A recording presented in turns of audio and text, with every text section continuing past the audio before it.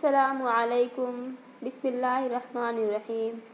हज़रत आमिना के शौहर हज़रत अब्दुल्ला की वफ़ात को 6 साल गुज़र चुके थे।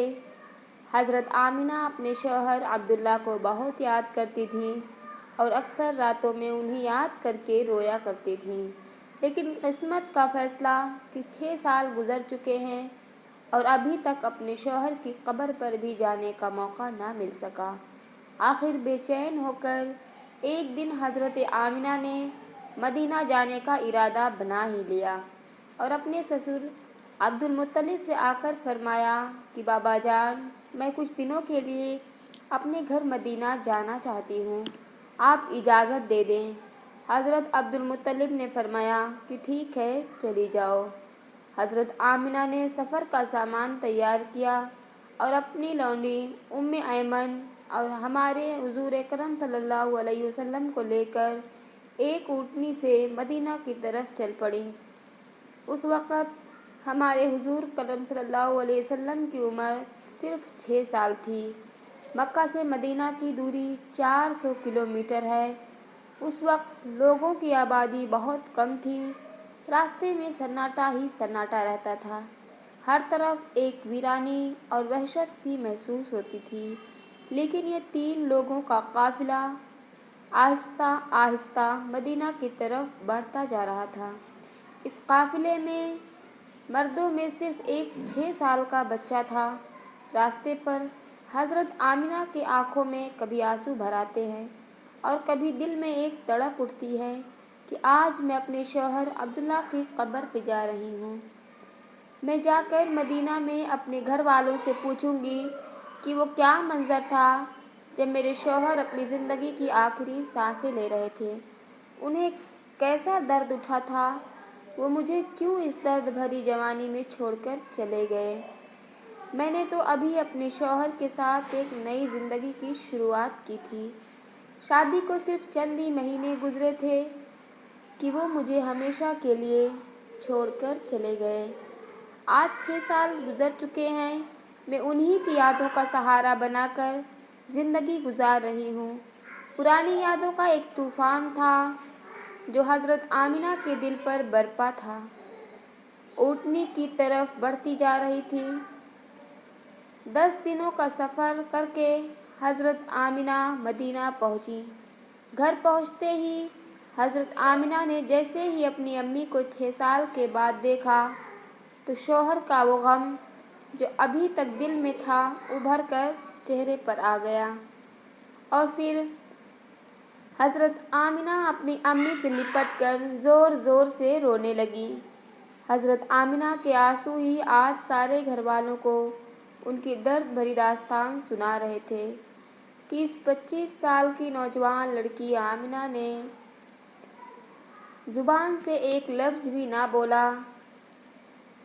आज 6 सालों से के बाद अपनी माँ पर नज़र पड़ी तो हज़रत आमिना अपने आप पर काबू न कर सकी और अपनी अम्मी से लिपट कर सब कुछ कह डाला।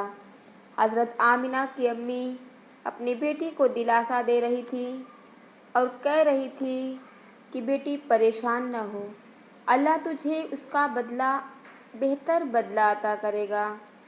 हज़रत आमिना की अम्मी ने जब अपने नवासे मोहम्मद सल्लल्लाहु अलैहि वसल्लम को देखा तो बहुत खुश हुई और हर एक के सामने तारीफ़ें करती ना थकती कि ज़रा मेरे नवासे को तो देखो, अल्लाह ने उसे कैसी खूबसूरती अता फरमाई है। 2 दिनों के बाद हज़रत आमिना अपने शौहर अब्दुल्ला की कब्र पर पहुँची। कब्र के पास बैठकर बहुत देर तक रोती रहीं और दिल ही दिल अपने शौहर से कुछ कह रही थी। शायद वो ये कह रही होंगी कि अय अब्दुल्ला, तुम मुझे इतनी जल्दी छोड़कर क्यों चले गए। मैंने तो तुम्हारे साथ सारी ज़िंदगी के सपने देखे थे, लेकिन तुमने तो मुझे ज़िंदगी के सफ़र में अकेला ही छोड़ दिया। मुझे तुम्हारे बग़ैर बिल्कुल भी अच्छा नहीं लगता। अय अब्दुल्ला, काश कि तुम ज़िंदा होते तो आज अपनी इस आमिना का गम देखते तो घर में उम्मीद लगाए बैठी थी कि आप 2 महीनों में वापस आ जाएंगे, लेकिन आप तो अभी वापस ना आए। अय अब्दुल्ला, کاش کہ تم زندہ ہوتے تو آج اپنے اس چاند جیسے خوبصورت بچے کو دیکھتے کہ اللہ نے تیرے بچے کو کیسا حسن عطا فرمایا ہے۔ اے عبداللہ، کاش کہ تم زندہ ہوتے تو اپنے اس یتیم بچے کو اپنے کندھوں پر بٹھا کر بازاروں میں گھماتے، اس کے لیے اچھے اچھے کھلونے لاتے، اسے اپنے ہاتھوں سے کھانا کھلاتے۔ لیکن اے عبداللہ، آج یہ تمہارا چاند سا خوبصورت بچہ یتیم ہو گیا ہے، اس کے سر سے باپ کا سایہ اٹھ چکا ہے۔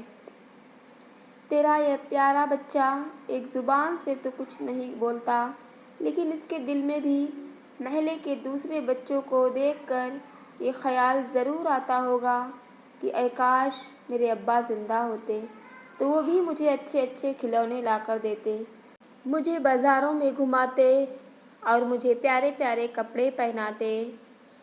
حضرت آمنہ اپنے شوہر کی قبر کے پاس بیٹھی روئے جا رہی تھی اور پھر شام ہوتے ہوتے اپنی باندی ایمن کے ساتھ گھر واپس آ گئیں۔ حضرت آمنہ نے 1 مہینہ اپنے میکے مدینہ میں گزارا اور پھر ایک دن اپنی ماں سے کہا کہ اماں جان، اب میں گھر واپس جانا چاہتی ہوں، آپ مجھے اجازت دیں۔ ماں سے اجازت لے کر حضرت آمنہ مکہ کی طرف چل پڑیں۔ اونٹنی پر سب سے آگے ہمارے حضور صلی اللہ علیہ وسلم بیٹھے ہوئے تھے، پھر حضرت آمنہ اور سب سے پیچھے ایمن، یہ 3 لوگوں کا قافلہ مکہ کی طرف روانہ ہوا۔ ہمارے حضور صلی اللہ علیہ وسلم کے سارے ماموں اور خالائیں ان تینوں کو مدینہ کے باہر تک الوداع کہنے آئیں اور پھر یہ 3 لوگوں کا قافلہ مکہ کی طرف روانہ ہو گیا۔ 3 دنوں کے سفر کے بعد یہ قافلہ عرب کی سب سے ویران جگہ سے گزر رہا تھا۔ اس جگہ کا نام ابواء ہے۔ ہر طرف سناٹا ہی سناٹا تھا، گھنی جھاڑیاں، کالے سیاہ پہاڑ۔ شام کا وقت تھا اور اس ریگستان ویران علاقے سے ان 3 لوگوں کا قافلہ مکہ کی طرف چلتا جا رہا تھا۔ حضرت آمنہ جب سے اپنے شوہر کی قبر سے واپس آئی تھیں تو ان کے دل پر بہت گہرا صدمہ لگا تھا۔ وہ بڑی خاموش رہتی تھی، راستے بھر وہ اندر ہی اندر آنسوؤں کی گھونٹ پی رہی تھی، لیکن اپنے اس معصوم بچے کے سامنے کچھ بھی ظاہر نہیں کر رہی تھی کہ کہیں میرے بچے کو کوئی تکلیف نہ ہو۔ ابواء کے مقام پر پہنچ کر اچانک حضرت آمنہ کے سینے میں درد اٹھا۔ انہوں نے حضرت ایمن کو فوراً بتایا کہ مجھے سینے میں درد ہو رہا ہے۔ حضرت ایمن نے حضرت آمنہ سے کہا کہ آپ پریشان نہ ہوں، میں اونٹنی کو کسی اونچی جگہ پر روکتی ہوں۔ اور پھر حضرت ایمن اونٹنی کو ایک اونچے ٹیلے پر لے کر پہنچی۔ اس جگہ پر پتھر کا ایک تخت سا بنا ہوا تھا۔ انہوں نے حضرت آمنہ کو اونٹنی سے اتار کر اس پتھر پر بٹھا دیا۔ حضرت آمنہ کے بار بار سینے میں عجیب سا درد اٹھ رہا تھا، شاید انہیں اپنے شوہر کا غم بہت زیادہ ہو گیا تھا، اس لیے انہیں دل کا دورہ آ رہا تھا۔ حضرت آمنہ بار بار اپنا سینہ پکڑ رہی تھی اور درد کو روکنے کی کوشش کر رہی تھی، لیکن قدرت کو کچھ اور ہی منظور تھا۔ ہمارے حضور اکرم صلی اللہ علیہ وسلم اپنی امی کو گھبرائی ہوئی نگاہوں سے دیکھ رہے تھے۔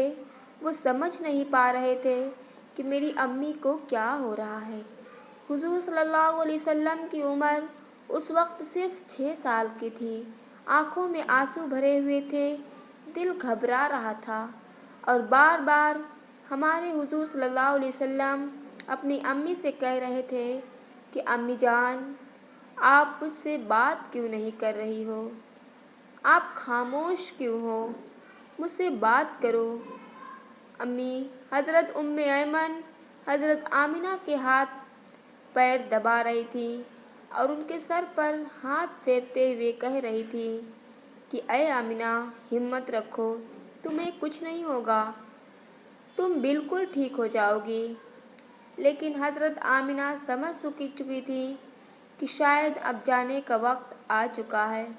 حضرت آمنہ درد کی وجہ سے بار بار اپنی آنکھیں بند کرتی اور کھولتی۔ حضرت آمنہ آنکھ کھول کر اپنے اس 6 سال کے بچے کو دیکھتی اور دل ہی دل سوچتی کہ اب میرے اس یتیم بچے کا کیا ہوگا۔ میرے بچے نے اپنے باپ کا سایہ تو دیکھا ہی نہیں، اور اب میں بھی اسے چھوڑ کر جا رہی ہوں۔ نہ بہن ہے نہ بھائی ہے، میرا بچہ اب کس کے سہارے جیے گا۔ حضرت آمنہ درد کی وجہ سے بار بار اپنی آنکھیں بند کر لیتی، لیکن حضور صلی اللہ علیہ وسلم اپنی امی کو ہلاتے اور روتے ہوئے پوچھتے کہ امی جان، آپ کو کیا ہو رہا ہے؟ شاید ہمارے حضور اکرم صلی اللہ علیہ وسلم بھی خود کچھ سمجھ چکے تھے، لیکن پھر بھی 6 سال کا بچہ کیا جانے کہ اس کی ماں کو کیا ہو رہا ہے۔ آج تک ہمارے حضور اکرم صلی اللہ علیہ وسلم نے کسی کو مرتے ہوئے نہیں دیکھا تھا۔ آخر حضرت آمنہ نے موت سے کچھ سیکنڈ پہلے ذرا زور لگا کر اپنی آنکھیں کھولی اور اپنے 6 سال کے بچے کے سر پر ہاتھ رکھتے ہوئے کہا کہ بیٹا، پریشان نہ ہونا، اب میں جا رہی ہوں، لیکن ساری دنیا کو ایک ایسا بچہ دے کر جا رہی ہوں جو ساری کائنات کو روشن کرے گا۔ اتنا کہہ کر حضرت آمنہ نے حضور صلی اللہ علیہ وسلم کا سر اپنے سینے پر رکھ لیا اور اپنی آنکھیں بند کر لیں۔ حضور صلی اللہ علیہ وسلم نے محسوس کیا کہ میری امی کی کوئی آواز نہیں آ رہی ہے، تو سر اٹھا کر دیکھا تو حضرت آمنہ کی وفات ہو چکی تھی۔ حضور صلی اللہ علیہ وسلم اپنی امی کو ہلا رہے تھے اور کہہ رہے تھے کہ امی جان اٹھو، مجھ سے بات کرو، میں آپ کے بغیر کہیں نہیں جاؤں گا، میرا مکہ میں آپ کے سوا کون ہے۔ ہمارے حضور صلی اللہ علیہ وسلم روتے ہوئے اپنی امی کو اٹھا رہے تھے اور حضرت ام ایمن بار بار ہمارے حضور صلی اللہ علیہ وسلم کو دلاسا دے رہی تھی اور کہہ رہی تھی کہ بیٹا، تمہاری امی اب ہم سب کو چھوڑ کر جا چکی ہے، وہ اب کبھی نہیں واپس آئیں گی۔ ہمارے حضور صلی اللہ علیہ وسلم اپنی امی سے لپٹ کر رو رہے تھے اور ام ایمن سے کہہ رہے تھے کہ خالہ جان، میری امی اٹھ کیوں نہیں رہی ہیں، وہ مجھ سے بات کیوں نہیں کر رہی ہیں، میں اپنی امی کے ساتھ مکہ جاؤں گا، میرا ان کے علاوہ کون ہے۔ ناظرین، وہ کیا خوفناک منظر ہوگا کہ مکہ مدینہ کی آبادی سے بہت دور ایک سنسان علاقے میں 6 سال کا معصوم بچہ اپنی ماں سے لپٹ کر رو رہا ہے اور اپنی ماں کو مرتے ہوئے دیکھ رہا ہے۔ شاید اس دن آسمان کے فرشتے بھی رو رہے ہوں گے۔ اس وقت ہمارے حضور صلی اللہ علیہ وسلم کے پاس صرف حضرت ام ایمن تھی، جو کہ گھر کی نوکرانی تھی۔ گھر کی نوکرانی سے کیا دلاسا مل سکتا ہے؟ اگر اللہ چاہتا تو حضرت آمنہ کو مدینہ میں وفات دے سکتا تھا۔ کم سے کم حضور صلی اللہ علیہ وسلم کی خالہ، ماموں یا نانی ہمارے حضور صلی اللہ علیہ وسلم کو گلے سے لگا کر کچھ دلاسا دے دیتے، اور اگر اللہ چاہتا تو حضرت آمنہ کو مکہ میں وفات دے سکتا تھا۔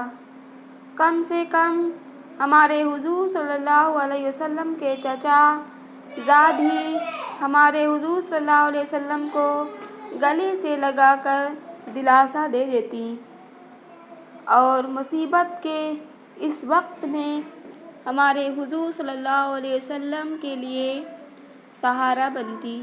لیکن اللہ تعالیٰ ساری دنیا کو دکھانا چاہتا تھا کہ اے لوگو، دیکھ لو، یہ محمد صلی اللہ علیہ وسلم وہ ہستی ہے کہ جس کی خاطر میں نے ساری کائنات کو بنایا ہے۔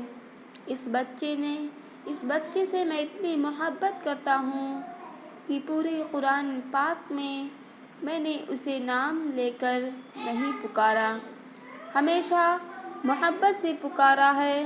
اے لوگوں، یہ محمد صلی اللہ علیہ وسلم وہ بچہ ہے کہ جس کے دعا کے ہاتھ اٹھتے ہی میں دنیا کا نظام ہی بدل دیتا ہوں، جس کی انگلی کے اشارے پر میں چاند کے 2 ٹکڑے کر دیتا ہوں۔ اے لوگوں، یہ محمد صلی اللہ علیہ وسلم وہ ہستی ہے کہ جسے میں نے سارے جہان کی خوبصورتی دی ہے۔ آ جاؤ آج ساری دنیا والوں، ذرا ابوا کے مقام پر آ کر دیکھ لو کہ اس بچے پر کیسی مصیبتوں کا پہاڑ ٹوٹا ہوا ہے، وہ کیسے اپنی ماں سے لپٹ لپٹ کر رو رہا ہے۔ آج اسے سہارا دینے والا کوئی نہیں ہے۔ حضرت ایمن نے کسی طرح پتھروں کو ہٹا کر قبر بنائی، اور پھر جب اس میں حضرت آمنہ کو اتارنے لگی تو ہمارے حضور صلی اللہ علیہ وسلم اپنی ماں سے لپٹ گئے اور کہنے لگے کہ خالہ جان، میری اماں کو ان پتھروں میں مت رکھو، انہیں گھر لے جانا ہے۔ حضرت ایمن نے کسی طرح حضرت آمنہ کو قبر میں اتارا اور پھر حضور صلی اللہ علیہ وسلم کو لے کر اونٹنی کی طرف چل پڑی۔ حضرت ایمن اونٹنی پر بیٹھنے لگی تو پیچھے مڑ کے دیکھا تو ہمارے حضور صلی اللہ علیہ وسلم موجود نہیں تھے۔ وہ بہت پریشان ہو گئیں کہ حضور صلی اللہ علیہ وسلم کہاں گئے۔ اوپر ٹیلے سے کسی بچے کے رونے کی آواز آ رہی تھی۔ دوڑتی ہوئی اوپر گئیں تو دیکھا کہ ہمارے حضور صلی اللہ علیہ وسلم اپنی ماں کی قبر سے لپٹ کر رو رہے ہیں اور کہہ رہے ہیں کہ اماں جان، آپ مجھے اتنی جلدی چھوڑ کر کیوں چلی گئیں؟ میرا آپ کے سوا کون ہے؟ نہ میرا کوئی بھائی ہے نہ بہن ہے، اب میں کس کے سہارے زندگی گزاروں گا؟ حضرت ایمن نے پیچھے سے حضور صلی اللہ علیہ وسلم کو اٹھایا اور کہا کہ بیٹا چلو گھر چلتے ہیں۔ ہمارے حضور صلی اللہ علیہ وسلم نے کہا کہ نہیں، میں اپنی امی کے ساتھ جاؤں گا۔ حضرت ایمن نے حضور صلی اللہ علیہ وسلم کو اپنی گود میں اٹھا کر اونٹنی پر بٹھایا اور مکہ کی طرف چل دی۔ ایمن فرماتی ہیں کہ جب حضرت تک آمنہ کی قبر نظر آتی رہی، ہمارے حضور صلی اللہ علیہ وسلم بار بار اپنی امی کی قبر کو دیکھتے ہی جا رہے تھے اور مجھ سے کہہ رہے تھے کہ خالہ جان، مجھے میری ماں کے پاس لے چلو، میں ان کے بغیر مکہ نہیں جاؤں گا۔ 4 دن کے سفر کے بعد یہ دونوں لوگ مکہ پہنچے۔ سارے راستے ہمارے حضور صلی اللہ علیہ وسلم ایک پل کے لیے بھی نہیں سوئے تھے۔ سارے راستے ایک پل کے لیے بھی نہیں سوئے اور برابر روتے رہے۔ جب حضرت ایمن ہمارے حضور صلی اللہ علیہ وسلم کو لے کر مکہ پہنچی تو عبد المطلب نے اونٹنی کی طرف دیکھتے ہوئے پوچھا کہ اے ایمن، آمنہ کہاں ہے؟ تو یہ سن کر حضرت ایمن رونے لگی اور ہمارے حضور صلی اللہ علیہ وسلم بھی دوڑ کر اپنے چاچا، اپنے دادا سے لپٹ گئے۔ یہ دیکھ کر حضرت عبد المطلب نے کہا 3 لوگ گئے تھے، پھر 2 لوگ کیوں واپس آئے ہو؟ عبد المطلب بھی سمجھ گئے کہ کوئی بری خبر ضرور ہے۔ پھر حضرت ایمن نے سارا قصہ سنایا تو دادا عبد المطلب کی بھی آنکھوں سے آنسو بہنے لگے اور اپنے پوتے حضرت محمد مصطفیٰ صلی اللہ علیہ وسلم کو گلے سے لگا دیا۔ شاید وہ سوچ رہے ہوں گے کہ میرے پوتے پر اتنی چھوٹی عمر میں کتنی مصیبتیں آ رہی ہیں، ان پر باپ کا سایہ تو دیکھا ہی نہیں اور اب ماں بھی چھوڑ کر چلی گئی۔